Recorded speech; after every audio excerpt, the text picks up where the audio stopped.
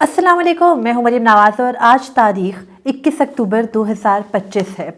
Justice Mansoor Ali Shah और justice Munib Akhtar ने chief justice of Pakistan की जानिब से लगाए जाने वाले जुडिशल मार्शल लॉ पर अपना मौक़िफ़ सामने रखा है और दोनों जज साहिबान ने एक मुफस्सिल ख़त भी लिखा। इससे पहले जब हम गुफ्तगू कर रहे थे तो उस वक्त ख़त के तमाम मंजरजात पास नहीं थे। अब वो 11 सफ़हात का ख़त पढ़ने के बाद ये वाज़े तौर पर कहा जा सकता है कि जस्टिस मंसूर अली शाह और जस्टिस मुनीब अख्तर ने चीफ जस्टिस की शफाफियत अलापने की एक और कोशिश भी नाकाम बनाई है। और उन्होंने ख़त के अंदर जो लिखा उसको तो आपके सामने रखूंगी, लेकिन साथ हम ये भी बात करेंगे कि इमरान खान ने खैबर पख्तूनख्वा में जो काबीना की तश्कील है उससे मुतालिक पैगाम भी दे दिया है। और आज उनकी मुलाकात हुई अपनी दो बहनों से। उस मुलाकात के बाद इमरान खान ने जो दोहरा मयार रखा, ख़ास तौर पर अदालतों का, ख़ास तौर पर जो इंतज़ामिया है उसका, उससे मुतालिक भी हम गुफ्तगू करेंगे। तो आगाज़ करते हैं।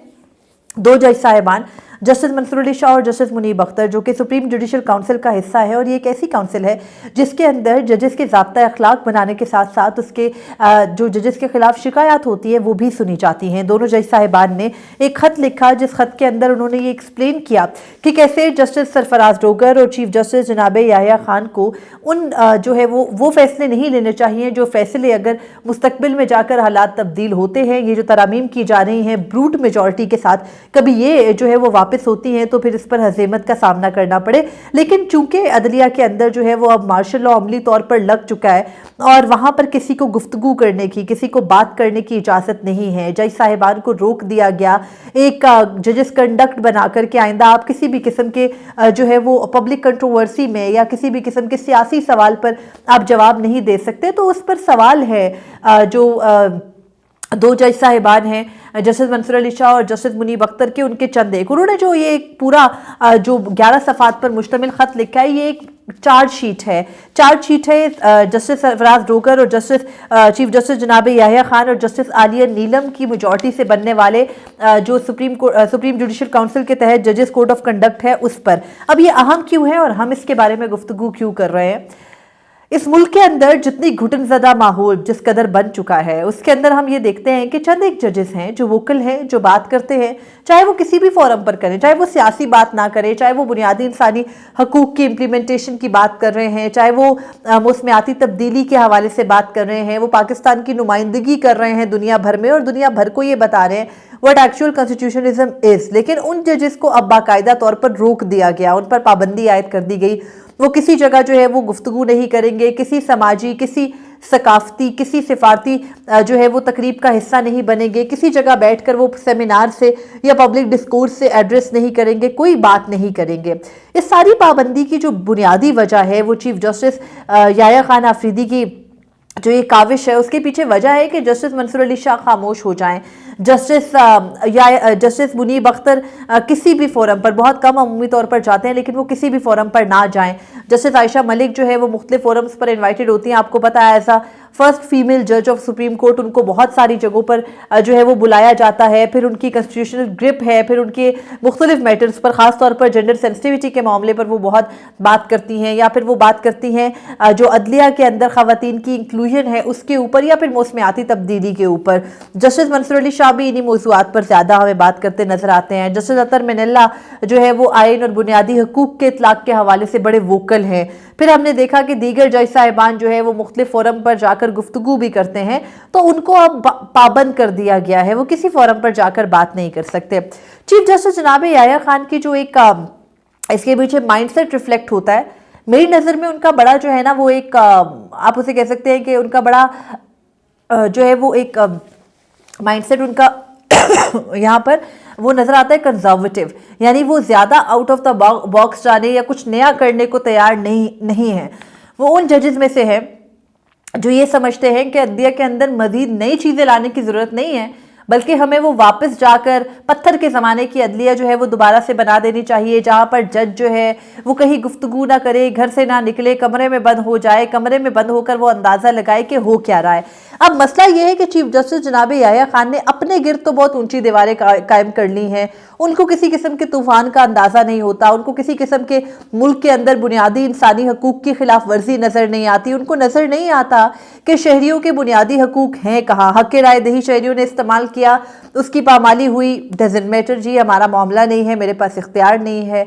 अवाम जो है वो अपने मैंडेट का तहफ़्फ़ुज़ मांगती है, मेरे पास इख्तियार नहीं है। अवाम ये मांगती है कि चादर चार दीवारी का तकद्दुस ख़त्म हो चुका है, पुलिस जो है वो एक्स्ट्रा जुडिशल किलिंग्स में मुलव्विस है, तो कहा जाता है जी मेरा दायरा इख्तियार नहीं है। वो हम national judicial policy making committee का इजलास कर रहे हैं, उनको बताया जाता है जबरी गुमशुदगियों का मसला बहुत बड़ा है, तो वो कहते हैं जी हम national judicial policy making committee का इजलास कर रहे हैं। चीफ जस्टिस को बताया जाता है कि देखिए सर, मुल्क के अंदर लॉ एंड ऑर्डर की सिचुएशन किस तरफ को जा रही है, अदलिया का जो है वो अपना तहफ़्फ़ुज़ नहीं है, 6 जजेस आपको ख़त लिख रहे हैं, जजेस को जो है वो दबाव का शिकार किया जा रहा है। तो जज साहब फरमाते मैं national judicial policy making committee के अंदर बैठकर चीज़ें तय कर रहा हूँ।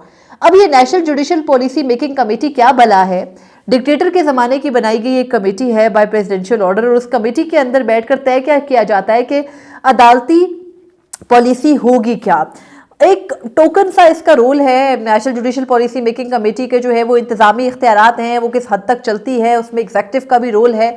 वहां पर बैठकर जजेस कोड ऑफ कंडक्ट जो है वो तय कर दिया चीफ जस्टिस जनाब याहिया खान ने। इससे बड़ा मिसकंडक्ट क्या हो सकता है? आप ये देखिए कि जजेस कोड ऑफ कंडक्ट बनाने के लिए जो इस मुल्क में मजाज फोरम अभी तक के आइन के मुताबिक ना 26वीं तरमीम के बाद भी, गो कि आज 1 साल मुकम्मल हो गया और आइन पाकिस्तान की अल्लाह ताला जो है वो मुझे हिम्मत दें कि मैं ये लफ्ज़ अदा कर रही हूँ कि आइन पाकिस्तान की जो एक अमली तौर पर बरसी मनाई जा रही है आज, उसके ऊपर चीफ जस्टिस पाकिस्तान को जिस तरह से एक्सपोज इन दोनों जज साहिबान ने किया, उससे ये नजर आ रहा है कि आईने पाकिस्तान का आर्टिकल 209 भी दफन कर दिया है इन्होंने।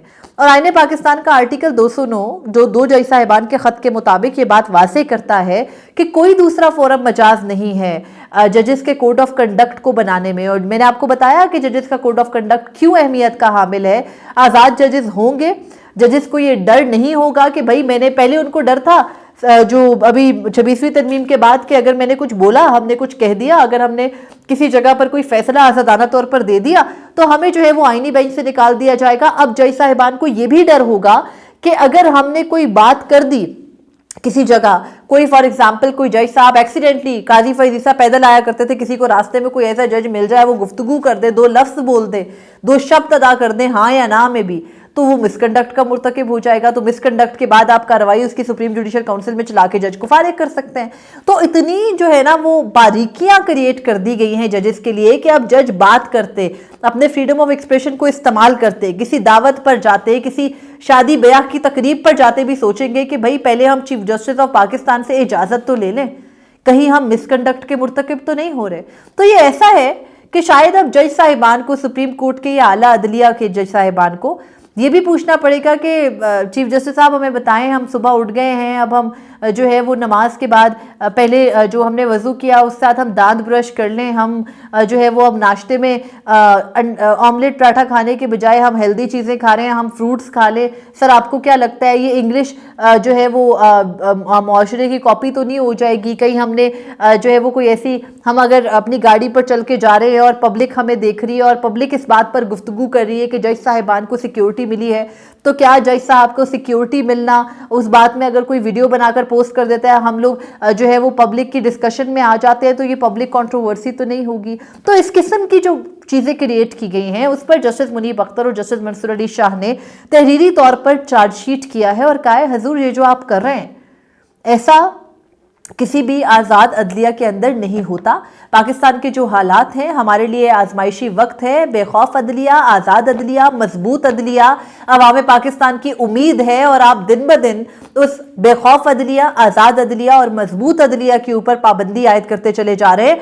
तो इन दोनों जज साहिबान ने अपने ख़त के अंदर ना सिर्फ चीफ जस्टिस जनाब याहिया खान की जो है वो मौजूदगी सुप्रीम जुडिशल काउंसिल में और उनका फिर इस तरह से ज़ाब्ता अखलाक मुरतब कर देना, और जज साहिबान ने ये वाज़ेह किया है कि ज़ाब्ता अखलाक जो है वो इस तरह नहीं बनते कि वो बार बार बदल जाए, वो बाकायदा सोच विचार के साथ, बड़ी एहतियात के साथ, बड़े महदूद तरीक़ेकार के तहत बनाए जाते हैं। तो ये जो आपने किया ये दुरुस्त अमल नहीं है।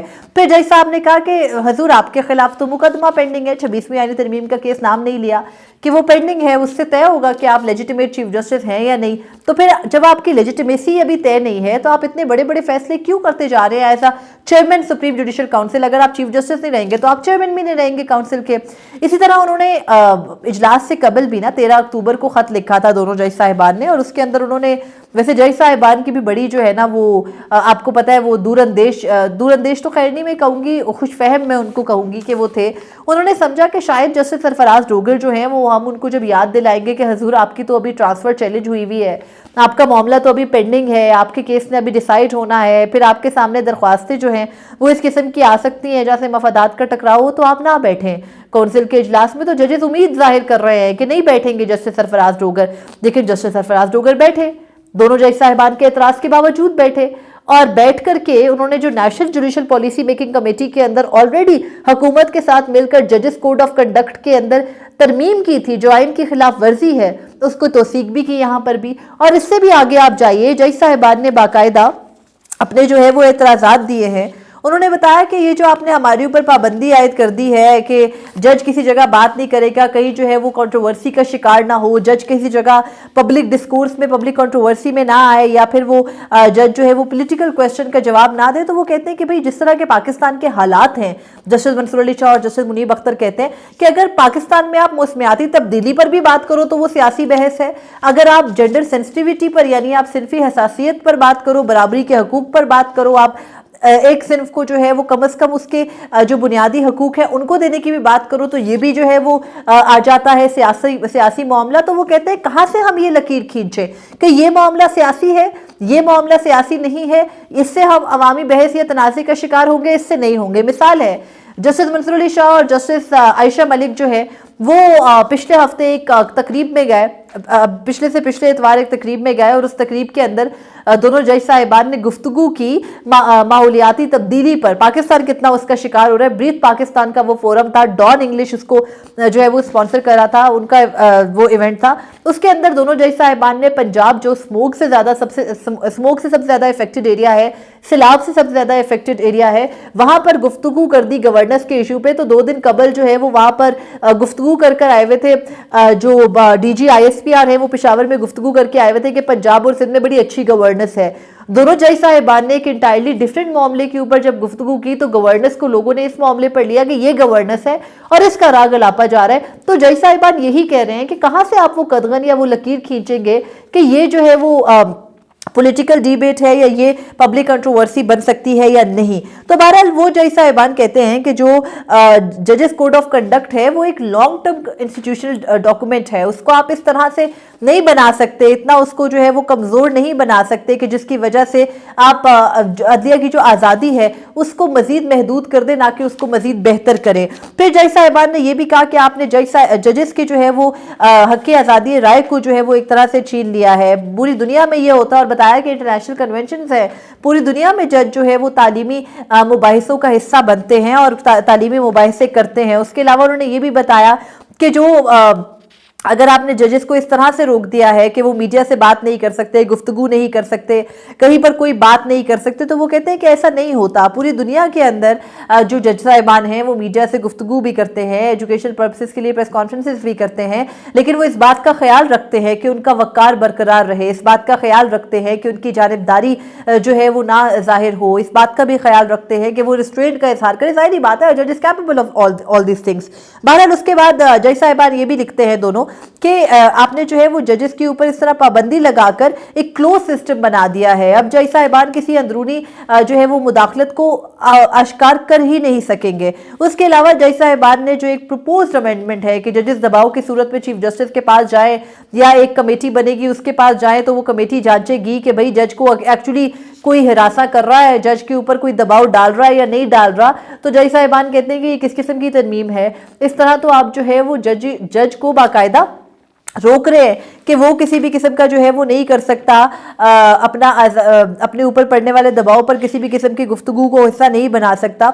उसके अलावा उन्होंने जो है वो एक पुरानी सुप्रीम जुडिशल काउंसिल की रेजोल्यूशन थी 4 अक्टूबर 2003 की, उसको भी जो है वो बाकायदा डिस्कशन में लाया और बताया कि किस तरह से जो चीफ जस्टिस हैं हाई कोर्ट्स के, वो मॉनिटर नहीं कर सकते अपने साथी जज साहिबान की जो है वो उनकी जो परफॉर्मेंस है उसको, क्योंकि अगर साथ ही जज साहिबान की परफॉर्मेंस को चीफ जस्टिस जांचने लगेगा तो फिर चीफ जस्टिस की परफॉर्मेंस को कौन देखेगा। और जज साहिबान ने इस बात की तरफ क्लियर इशारा किया कि भाई चीफ जस्टिस को तो सारी इस्तिस्नाएं हासिल हैं, चाहे वो कोई आज़ादी से मुतालिक हो या दीगर, लेकिन बाकी सब पर आपने पाबंदी आयद कर दी है।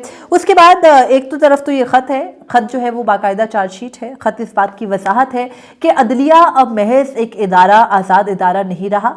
अदलिया के अंदर वही जो है वो पाबंदियां आयद करने की कोशिश की जा रही हैं जो किसी फौजी दस्ते में होती हैं। फौजी दस्ते में जाहिरी बात है कि डिसिप्लिन होना चाहिए, उसके बगैर वो नहीं चल सकता, लेकिन अदलिया को इस किस्म का डिसिप्लिन दरकार नहीं है। अदालतों के अंदर का कंडक्ट और होता है, जज साहिबान आपस में एडमिनिस्ट्रेटिवली बराबर है, वहां पर या जुडिशरी भी वो बराबर है, आप उनको इस तरह रोक नहीं सकते। एडमिनिस्ट्रेटिव इख्तियारात से आप जज की जुडिशल पावर्स को कर्टेल नहीं कर सकते। ये बात कई मरतबा हो चुकी है, एक मरतबा फिर हो रही है, लेकिन मसला यह है कि मौजूदा निज़ाम के फेवरेट्स जो हैं वो तस्लीम करने को तैयार नहीं है। उनके सामने हकाइक रखे जाएं तो वो सीख पा हो जाते हैं।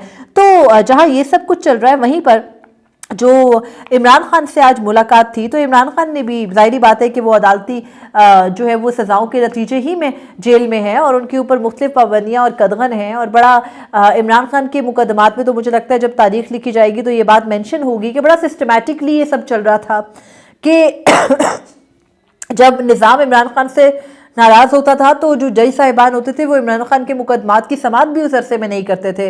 इमरान खान से मुलाकातें भी नहीं हो सकती थी, उनके इंसाफ का या उनको सजाएं देने का रास्ता भी रोक दिया जाता था। तो आज इमरान खान की बहनों की और उनके वकला की मुलाकात थी, नहीं मिलने दिया गया। अलीमा खानम साहिबा को उनकी दीगर दो बहनों को यानी नौरीन और उस्मा खान को मिलने दिया गया।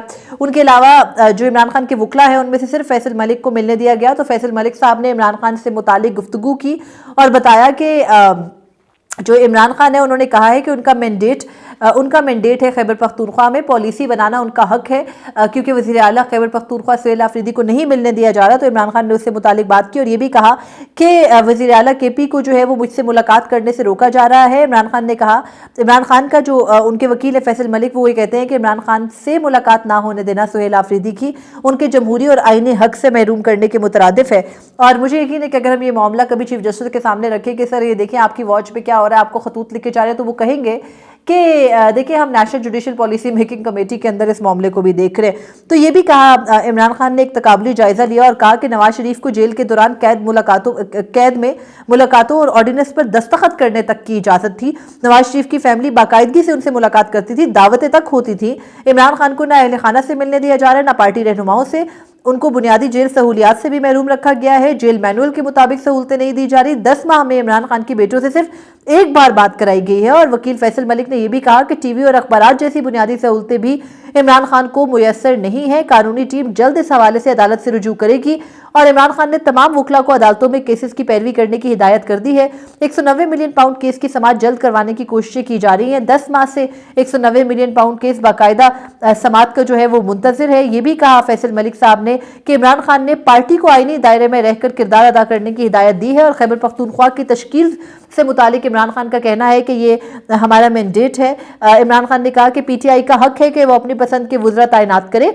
सियासी अमूर पर जो है वो इमरान खान ने हिदायत सलमान अकरम राजा को दी है। महदूद काबीना बनाने का भी इख्तियार दिया गया है। जब तक जो है वो वज़ीर आला सुहेल आफरीदी की मुलाकात इमरान खान से नहीं करवाई जाती, तब तक जो है वो एक महदूद छोटी सी काबीना बनाने का इख्तियार जरूर है, क्योंकि सूबे के अमूर है जो मुंतसिर है। काबीना के बगैर बहुत सारे मामला पॉलिसी लेवल पर आगे नहीं बढ़ सकते। आईनी जो है वो एक खला है। तो जब तक इमरान खान से मुलाकातें नहीं करवाई जाती, तब तक वज़ीर आला सुहेल आफरीदी को कोई इंटरिम सेटअप करना पड़ेगा।